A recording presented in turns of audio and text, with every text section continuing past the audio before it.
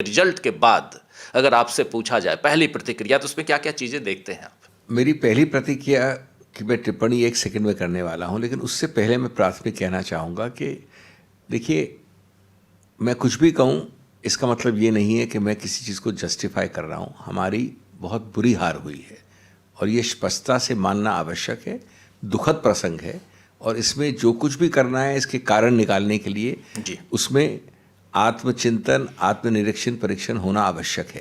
ये नहीं समझना चाहिए कि मैं आपको जो अब कारण देने वाला हूँ उसका मतलब है कि मैं अनभिज्ञ हूँ इस बात से कि भाई ऐसी हार नहीं होनी चाहिए, किसी राजनीतिक गठबंधन में ऐसी हार नहीं होनी चाहिए। लेकिन जो आपने प्रश्न पूछा राजीव जी, ये दुखद तो है ही प्रसंग, लेकिन अचंभे वाला प्रसंग है।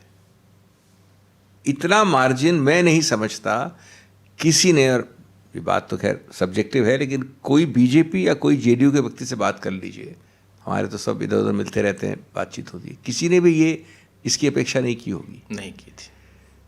और अगर आप बिहार के एक सोशल प्रोफाइल को देखें, सामाजिक जो उसका एक प्रोफाइल है, उसके अनुसार भी ये ठीक बैठता ही नहीं है किसी कारण से।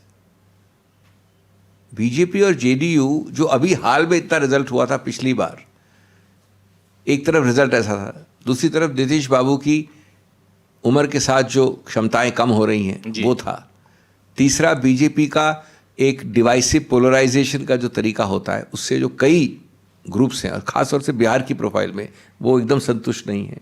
इस सबको मद्देनजर रखते हुए जो डिग्री है, हार को मैं समझ सकता हूँ लेकिन डिग्री ऑफ हार को कोई नहीं समझ सकता, एक बात। दूसरी बात, मेरा खुद का ये कहना है, और आप कह सकते हैं कि हारे हुए व्यक्ति का होता है हमेशा, वो ठीक है, वो बात मैं स्वीकार करता हूँ, लेकिन इसका सबसे बड़ा कारण अगर है, सिंगल कारण, तो वो है ये जिसको मैंने पहले भी आपके प्रोग्राम में कहा है, मैंने और जगह भी कहा है, आजकल अभी समय आ गया बोलने का कि ये एक सामूहिक भ्रष्टाचार का प्रक्रिया है।